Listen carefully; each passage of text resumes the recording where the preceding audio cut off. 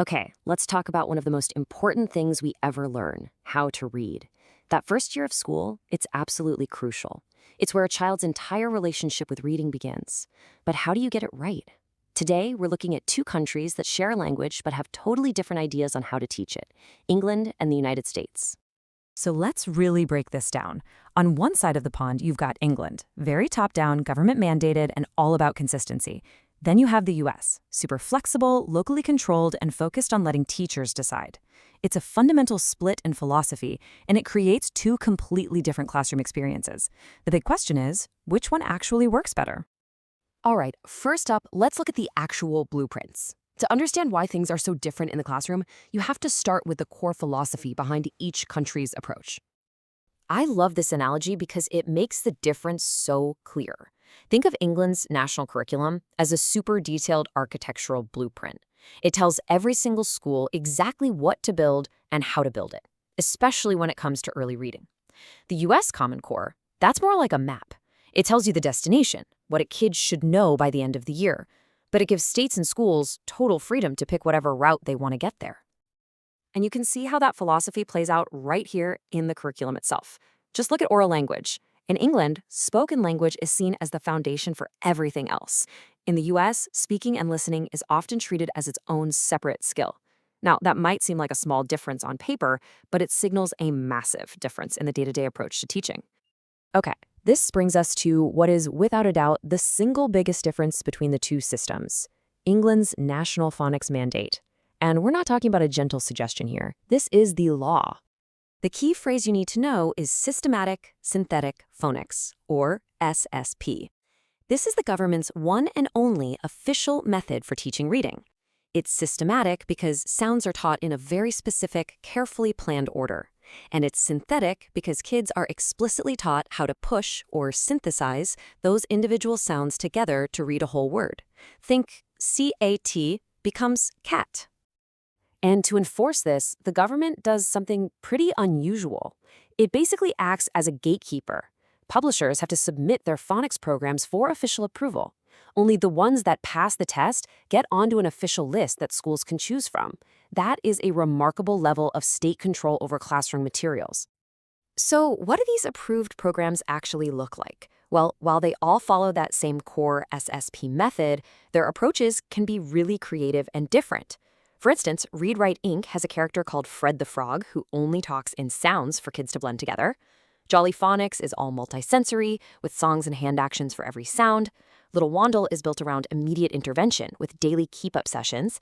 And Floppy's Phonics cleverly uses popular storybook characters to teach phonics inside a narrative.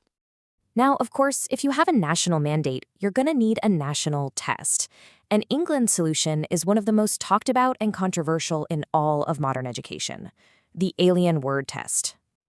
This gets at a fundamental challenge for any reading teacher, right? A child might see the word shop and say it correctly, but are they actually sounding out sh-op, or have they just memorized the shape of that word? How can you possibly test the pure skill of decoding? Well, the answer is kind of genius and also deeply controversial. You make up words. That's right. By asking a kid to read a word that makes phonetic sense but is complete nonsense, a word they have definitely never seen before, you know for a fact they can't be using their memory. They have to be using their phonics skills to sound it out. And this is exactly what the official phonics screening check does. A child sits down, one-on-one with their teacher, and reads a list of 40 words. Half of them are real, everyday words like shop or dream, but the other half are these alien words, like brip or zoot. And just to make it totally clear for the kids, the fake words are even shown next to a little picture of an alien. And believe me, the stakes are high. The passing score has pretty much always been 32 out of 40. Any child who doesn't hit that mark at the end of their first year of school has to take the entire test all over again the next year. It sends a very clear message: this skill is non-negotiable. So the policy is crystal clear, and the test is tough. But here's the million-dollar question: has it all actually worked? This, my friends, is where the story gets really complicated. If you just look at the test scores, this policy looks like an absolute home run. I mean, when the test started back in 2012, only 58% of kids passed.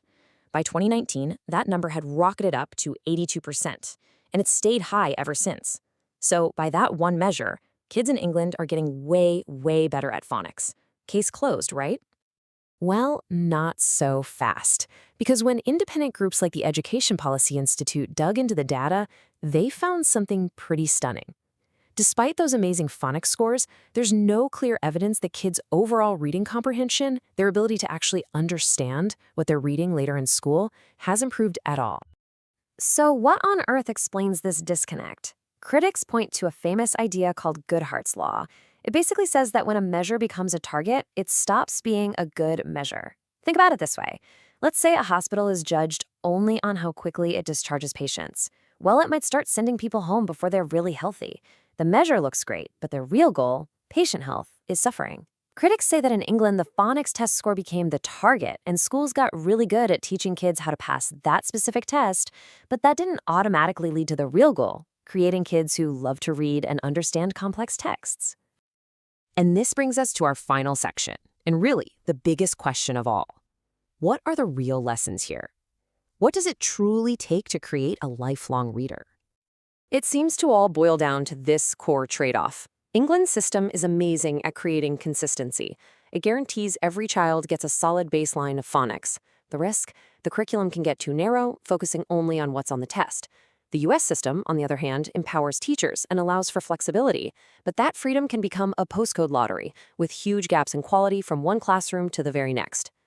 So what's the path forward? Well, the expert consensus seems to point toward a balanced approach that tries to take the best from both worlds. It means, yes, teach phonics systematically, but always do it inside a world of rich stories and amazing books. It means looking at foundational skills beyond just decoding, and, critically, it means rethinking these high-stakes, narrow tests, and ultimately trusting and empowering teachers to use their professional judgment. And so, after all the data, all the debate, we are left with this one critical question. What is the real goal here? Is it to create a student who can pass a test, or a child who loves to read? That's the choice at the heart of it all. Thanks for watching.